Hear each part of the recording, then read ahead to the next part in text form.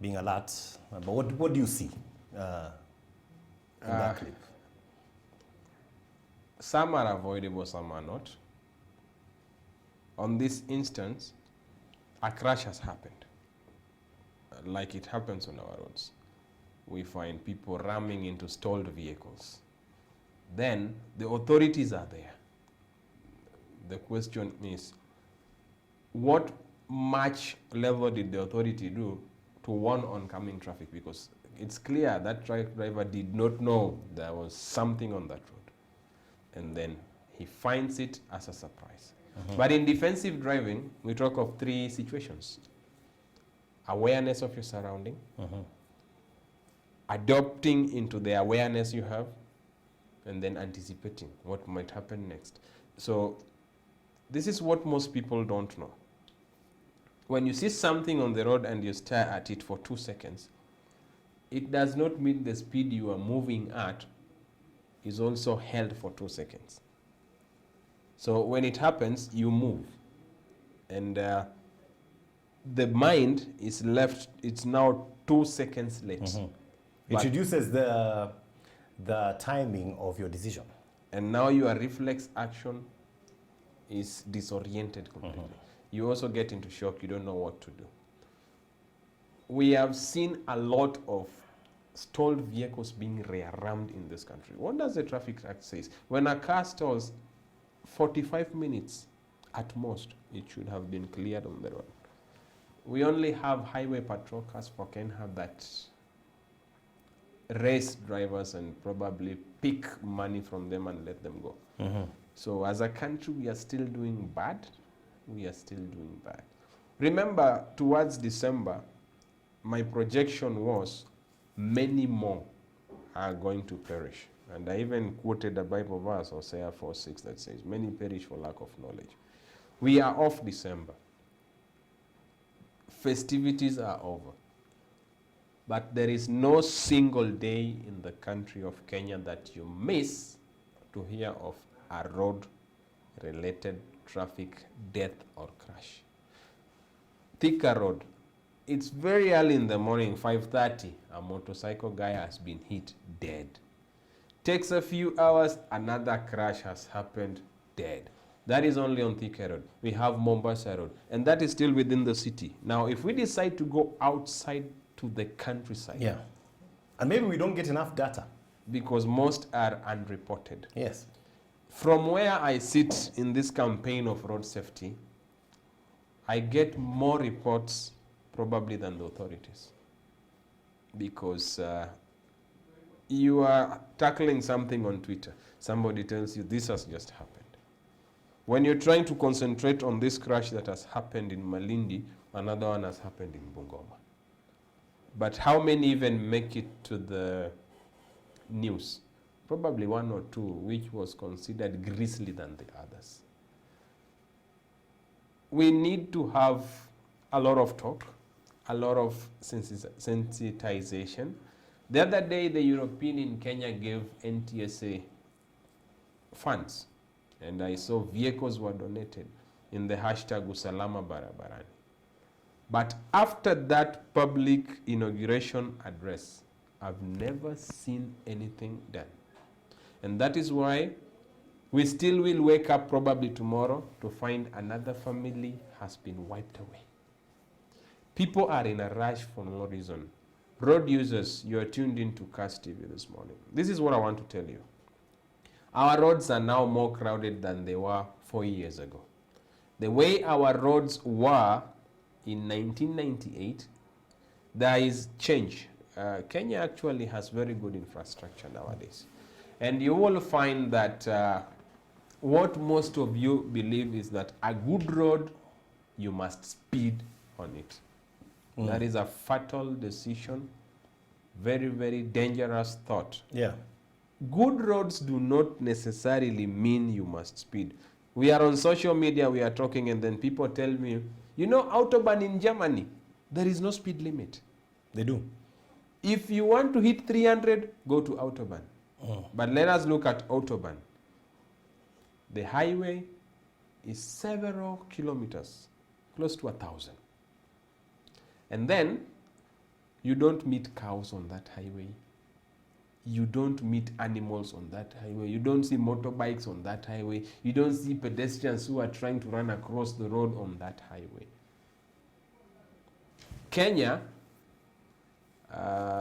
let me say I'm going to Kisumu and I decide to use Bomet Narok. Leave alone domestic animals. How many signs warning you of gazelles crossing will you see? What does that sign tell you? This is an element of surprise. There's a lot of things to deal with here. And does Speaking not. of, you know, you talked about people who speed and post. I just want to show something somebody posted.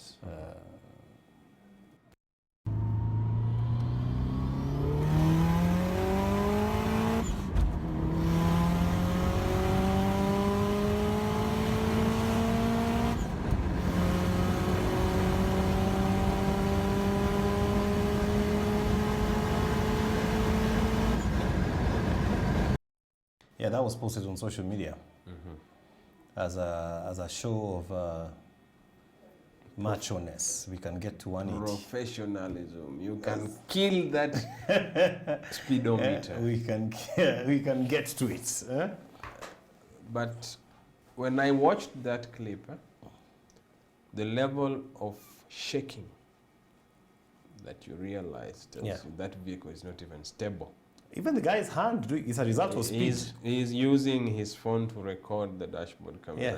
So he's already driving while distracted. This is what people need to know about speeding. If you do 50 kilometers per hour, we have what we call a tunnel of vision. This is how it is. Whatever you see is not only limited to the pillars of the vehicle. However, if you do 80, it narrows. If you do 100, it narrows. If you do 120, it becomes a pin, a pyramid. So it means the higher the speed, the eye is like a camera, so it focuses onto the farthest part you can see. But when it is much more focused on the pin, you miss to see a lot of things that are on the road. If you're driving at 180 like we've just seen, you will not see the speed signs on the road. If you are doing 100, probably what you missed at 180, you will see slightly. Whoever designed our roads allowed us to do the speed limit of 80 kilometers per hour. Research, science, engineering, they knew very well that at 80, you will miss to see certain things. But things like traffic signs, you will see. That is why they are closer to the road. You don't find a traffic sign 3 meters away from the road. No, you always find it less than a meter from the road, so that even at 80, when your tunnel of vision is narrowing down, you still don't miss to see it. But you find for people, the million views who will see that, they want to try it in their cars. I don't know what model that is. And then It looks like just a kawaida Toyota dashboard. somebody will try that on a Peugeot, somebody else will try that on a Renault, somebody else will try it on a Subaru. It's definitely not the fastest model. No, I've So seen I've seen an Audi guy in Brazil You know, it's the, racing with a motorcycle guy, and they're doing speeds up to 280 on a highway. And you begin to ask yourself, when our people see this, they want to also achieve what, viewers, you must know is that command to each and every vehicle is different. If you give that to a Honda Fit, it's different from what a Toyota Axio will give you. So we have the vehicles, you bought them, it is your money, the vehicle is yours, the fuel is yours, but remember you have a bigger responsibility to achieve road safety. You know, the painful thing is it never bothers you until it knocks home. Probably you are enjoying that, endangering other people's lives. Someone else is doing it somewhere, endangering your own people's life. So we need more of this talk. We need more of awareness. we need good enforcement. Good enforcement. But you see, you don't enforce without offering training. If our people are trained, the other day we see a Matara Sacco driver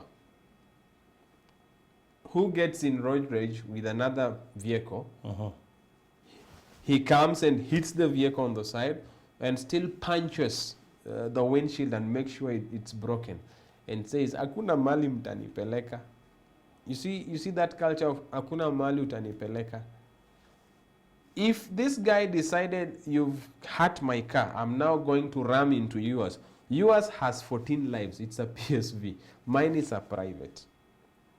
And then out of this, the Sacco was tainted, a bad name, Matara Sacco. I don't know what Matara means, but it's like Shida.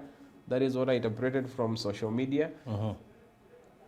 And then this guy was arrested. It was hot on social media for 2 days. Yeah. But right now, as we speak, he's home. He was released on cash bail. He was released on cash bail. Na aliwaambia hakuna kitu mtamfanyia. Yeah, but I guess he'll end up paying the damages. I want to just take a quick break and come back. Then we show some more clips, even as we talk about road safety. Don't go away.